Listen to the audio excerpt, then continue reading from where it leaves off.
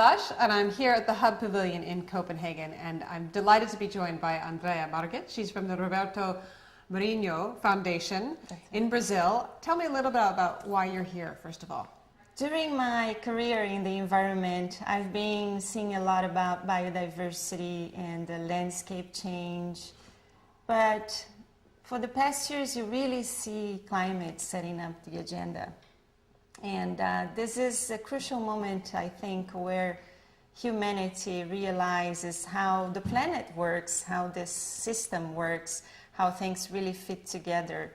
And climate is so dynamic, but it's also so crucial for our standards of life in the whole country. And we see things changing in Brazil as well as in Indonesia, in Pacific Islands, in Scandinavia. And I think this understanding is very important for all of us.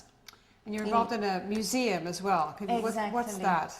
In Brazil, we are starting to work to develop a museum called the Museum of Tomorrow, which is going to be placed in a revitalized harbor area in Rio de Janeiro.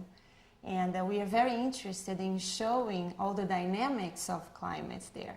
We think this topic is going to be important for the youth in Brazil, for the new leaders in Brazil, and we are here in Copenhagen to seek ideas, to look for partners, to understand more of this topic, and also to grasp the attention of leaders here about the importance of thinking about tomorrow. If we start understanding the system, we really have to envision how our lives are going to look like in the future.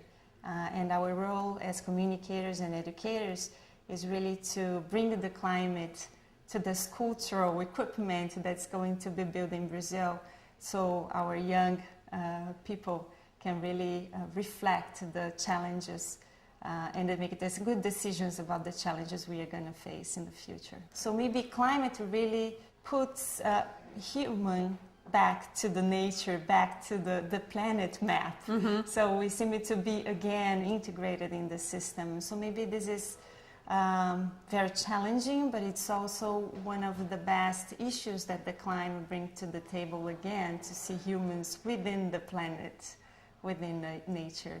So when is your museum going to open? 2012. It's going to be open for Brazilians and for foreigners, visitors, all visitors coming to Rio. Very interactive as well? Hopefully very interactive. It's going to be certainly a museum which is going to look to the past, because we have to understand how we got here, but mm-hmm. also a space to think about the future, the world of possibilities for all of us in Brazil and in the world in terms of technology, of behavior, of attitudes. So I think this is going to be a very fun place to be, to discover, to meet people. And we hope this is going to be a place just like the beach, so you don't go once, you go many times. You become not only a visitor, but also a user of the museum. Great, Andrea, thanks very much for coming along. I'm looking forward to my trip to Rio already. Yes. And I'm Edie Lush here at the Hub Pavilion in Copenhagen.